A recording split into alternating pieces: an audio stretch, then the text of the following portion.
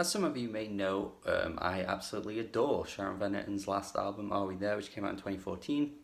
I think it's a phenomenal piece of work, an album that deals with the hardships and the pain of going through a breakup. And while a lot of people do like it, it certainly isn't like an album that went completely overlooked. I do think it's sort of underrated, mostly because people, thought it was just fine or whatever, but I genuinely think it's one of the best albums of the decade, and I do hope more people go to check it out. So to follow up that album was going to be difficult for me personally, because having that attachment to an album and then 5 years later the artist comes back, drops another album, it's probably not going to be on the level of the previous one. And I'll say it now, it isn't on the level of Are We There, but Remind Me Tomorrow is still a really solid album. Comeback Kid was a great lead-off single to the album. It was on my honorable mentions for the best songs of a 2018 list.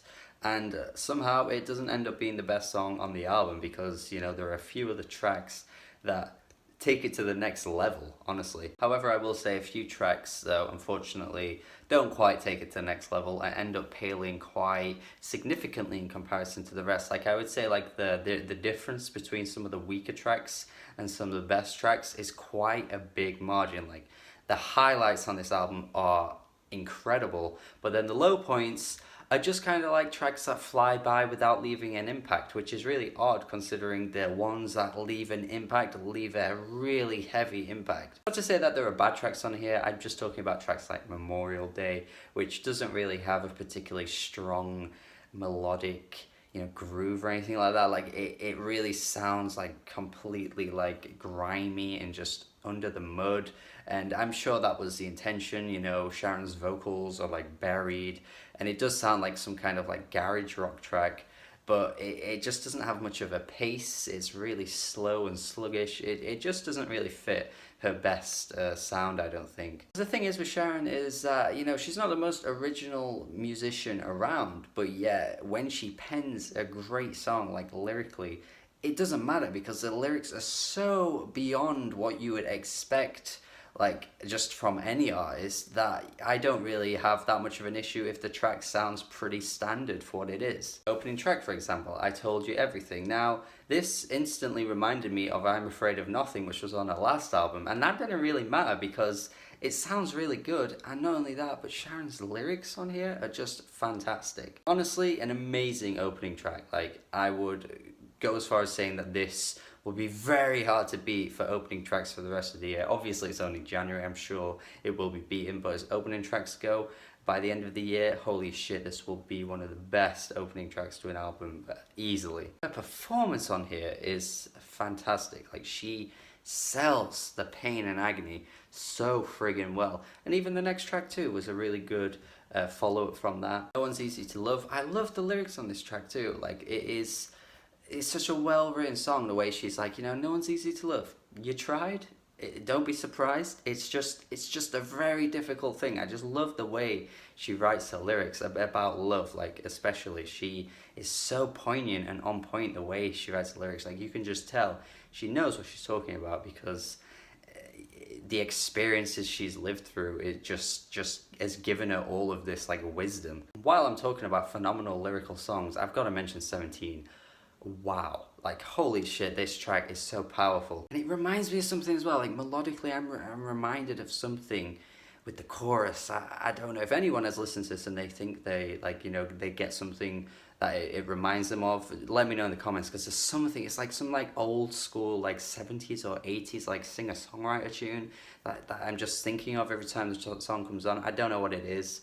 Maybe it's just the sound of the song that's very reminiscent of that time period, because it is very like traditional in its sound. Like I said, it's Sharon Van Etten, like traditional in its sound is what she does friggin' best, because when she pens the lyrics, it just takes it above past your average song. And this track here where she's giving advice to like a 17-year-old, I used to be you.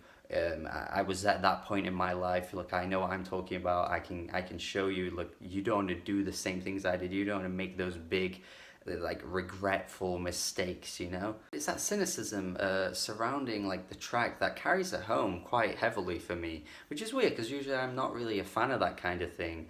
but it's that last chorus that really hits hard and makes you like go, oh shit. So for the entire song, she's like, you know, I used to be 17, I was free, you're gonna end up like me. But then in the last chorus, she's like, I used to feel free, was it all just a dream? So it's like, you know what, reflecting on my life, it wasn't even ever as good as I, you know, as I imagined it was. It was all make-believe. It was never actually gonna be anything better than what it ended up being, and you're just gonna have the same, you know, life trajectory as me. It's just gonna end up being the same. You're just gonna end up like me, and it's really sad, but really powerful as well. Just a phenomenal song, like holy shit.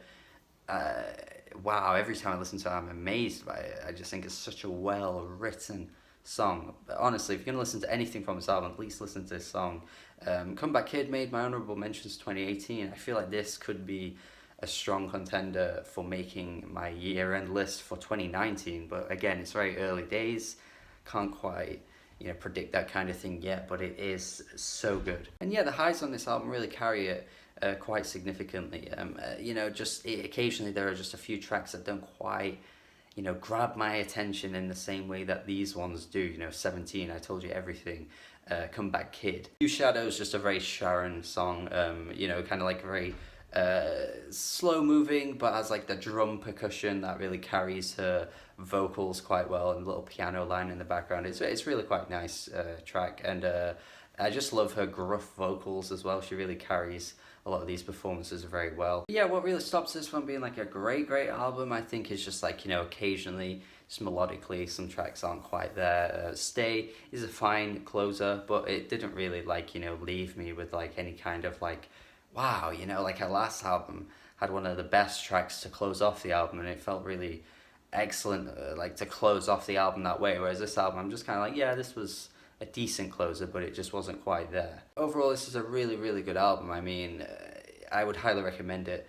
and you know, I hope people do check out her music, because she deserves a lot more attention, I think, in the singer-songwriter realms of music, I would say anyway. So yeah, I'm gonna go 7.5 out of 10. Hope you enjoyed this review, hope you check out the album, and if you did, let me know your thoughts on it, and let me know your thoughts on her previous material as well, if you've listened to any of that. Do go back to listen to Are We There, and listen to this one too, because it's really good. Have a good day, thank you for watching, subscribe for more reviews.